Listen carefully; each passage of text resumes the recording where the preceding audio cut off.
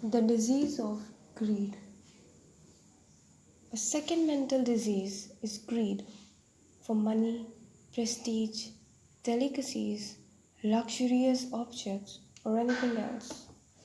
Though people spend their whole life striving to satiate greed, it remains forever unfulfilled like a bottomless vessel. Unlike anger that reaches a peak and then subsides, greed never diminishes, and motivated by it, we burn out, as is seen in the rat race of the corporate world. Let me share a powerful story on this topic. A king was hunting alone in a dense forest when he lost his way. Wandering desperately, he reached the hut of a villager called Lobhiran, who gave him food, drink, and shelter for the night. The next morning, the king thanked him from the bottom of his heart and offered him the boon of his choice. Lobhiram said, "O king, yours is a large kingdom. Please grant me the boon that all the land I can measure with my horse from sunrise to sunset should be mine." The king, out of gratitude to the villager, consented. "So be it." The next day, Lobhiram started off from outside the king's capital city. He had a good steed, and he kept prodding it to gallop as fast as it could. By 10 o'clock in the morning, he had covered a huge terrain. The land would have sufficed for him and many generations of his progeny. But it was insufficient for his greed. By midday, both the rider and the horse were exhausted, and their throats were parched like leather. But Lobhiram's greed was ever fresh and yearning for more. Finally, in the late afternoon, the steed collapsed. Lobhiram was thrown off and crashed headlong into a boulder by the side of the road. He died on the spot. When nearby villagers came to bury Lobhiram, they exclaimed, "Alas, in the end, just these 2 yards of land alone were useful to him. All the rest was wasted." Such is the nature of greed. It drives us unforgivingly for fulfillment of desire, which never happens. The Garud Puran states, "Chakradharo pi suratvam suratvalbhe sakal surapatitvam surapatiruddh vagititvam tathapi nanivartate trishna." A king wishes to be the emperor of the world. The emperor aspires to be a celestial god. A celestial god seeks to be Indra, the king of heaven. And Indra desired to be Brahma, the secondary creator. Yet, the thirst for material enjoyment does not get satiated. The difference between our needs and our wants is created by greed. We do not need much to live a happy life. But greed creates innumerable wants for more wealth, higher post, greater prestige, and bigger houses. The more we get, the more we want. Nothing seems to quell our discontentment. Imagine just how blissful life would be with the wealth of inner contentment that would come if we could free ourselves from greed. What is the origin of greed? What is its cure? The answer to this question will become abundantly clear in just a while. Read on patiently.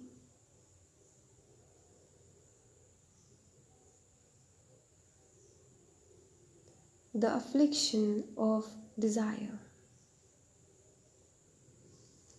Both Anger and greed are severe afflictions of the mind. Yet, the Vedas say that these are both marginal. More perilous than even these is another disease. What is that? Desire. To want, long, or hope for something is kamana. It is fundamentally of 5 kinds: the desire to see, the desire to hear, the desire to smell, the desire to taste, and the desire to touch. Together, these are called calm and referred to by one word, desire. How dangerous is desire? The Sukti Sudhakar states, Kurang matang patang bhringa minahataha panchbhireva panch ekah pramadi sakhatam na hanyate यह सेवाते panchbhireva panch.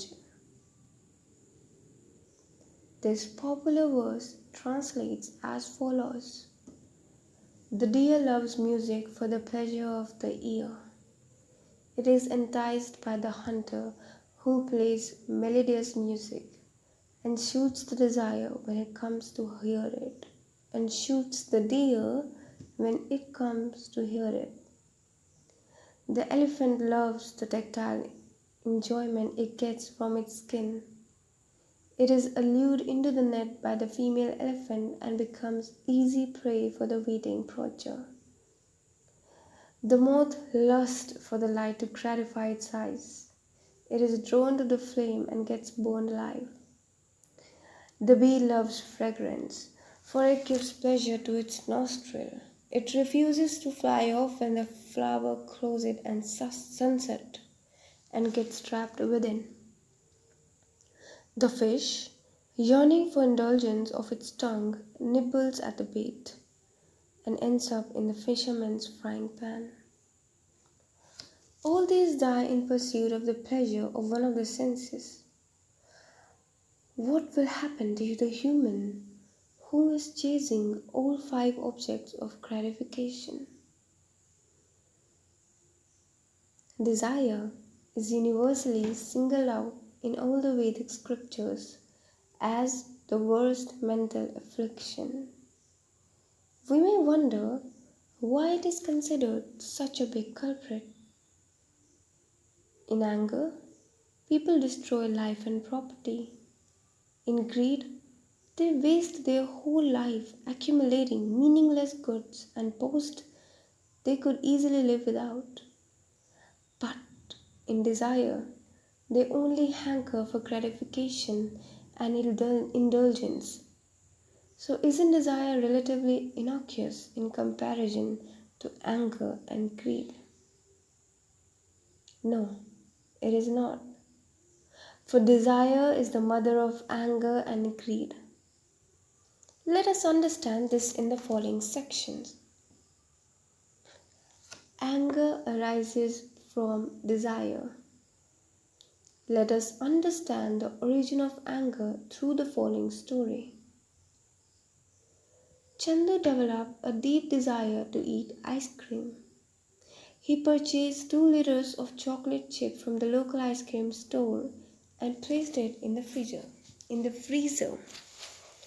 Chandu then went for a walk in the sun to work up an appetite so that he could really enjoy the ice cream on his return. However, on coming back, he found that there was no ice cream in the refrigerator. "I had put a large pack of ice cream here," Chandu exclaimed. "Where did it go?" "My dear husband, do you remember?" his wife commented nonchalantly. "The doctor has prescribed that you should limit your sugar intake.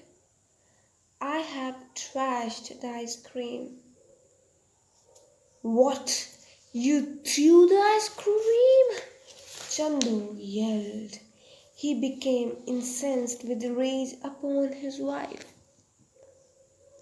What was the cause for Chandu's outburst? He had created a desire, and its fulfillment was obstructed by his wife. This led to the anger outburst.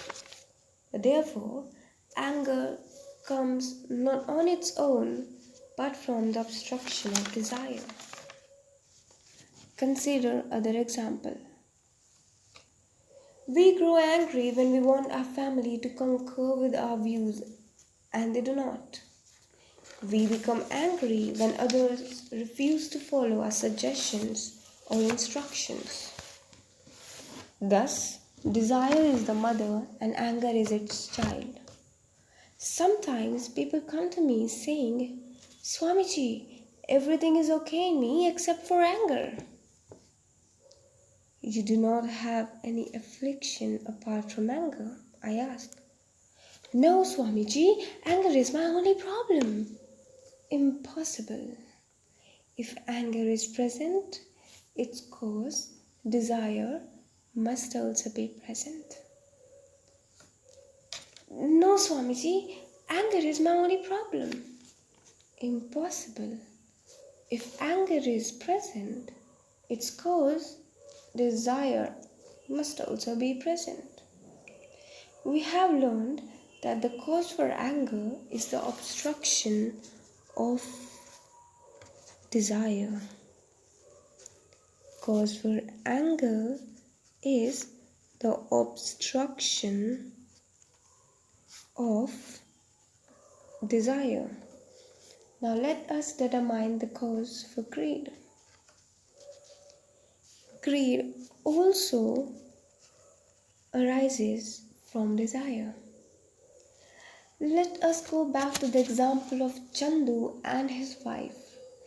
We had seen how, when Chandu discovered his wife had trashed the ice cream he craved, he had become livid with rage. Now suppose the wife did not throw the ice cream. When Chandu returned, he began eating voraciously. Now ask him, did you enjoy the ice cream? Yes. So, is your desire satiated forever? No, it is only satiated for today, he replies. After 3 days, I will want it again. This example illustrates how fulfilling desire only extinguishes it for a brief moment. It then comes back with greater intensity. In this way, the fulfillment of desire is the cause of greed. The uncommonly known secret of this world is that desire can never be eliminated by satiating it. Desire can never be eliminated by satiating it. It is like attempting to extinguish a fire by pouring clarified butter on it. The fire does seem to go away, but only momentarily. It then flares up redoubled vigor. It then flares up with redoubled vigor. Thus, like anger, greed is also the child of desire. The Ramayana states, Jimi Pratibha Lobh Adhikay. If you satisfy desire, it results in greed. The Srimad Bhagavatam states, Yat Prithvayam Virahi Vayam Yavam Hiranayam Pashvaha Striha Na Dushyanti Manaha Pritim Pumsa Kama Hatasayate. If one person was to get all the wealth, luxuries, and sensual objects in the world, that person's desire would still not be satiated.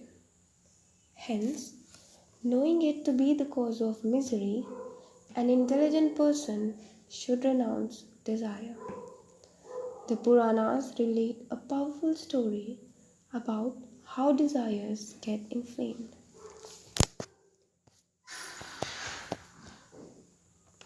Sobhari was a great sage in ancient times.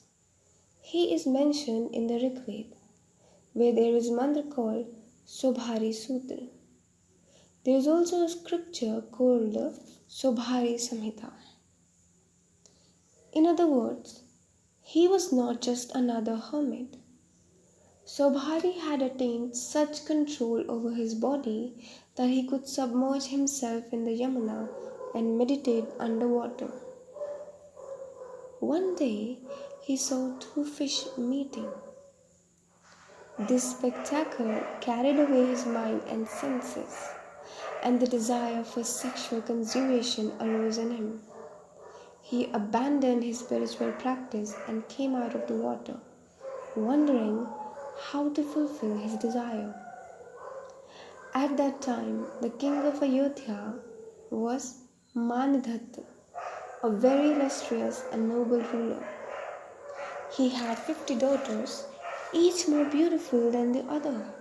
Sobhari approached the king and asked for the hand in marriage of one of the 50 princesses. And King Mandhatta worried about the sanity of the sage and thought to himself, an old man wanting to get married. The king knew Sobhari to be a powerful sage and feared that if he refused, the sage might curse him. But if he consented, the life of one of his daughters would be ruined. He was in a dilemma. As a way out of the predicament, he said, "O Holy One, I have no objection to your request. Please take a seat. I shall bring my 50 daughters before you, and whosoever chooses you will become yours in marriage." The king was confident that none of his daughters would choose the old ascetic, and in this way he would be saved from the sage's curse. Sobhari was all too aware of the king's intention. He told the king that he would return the following day.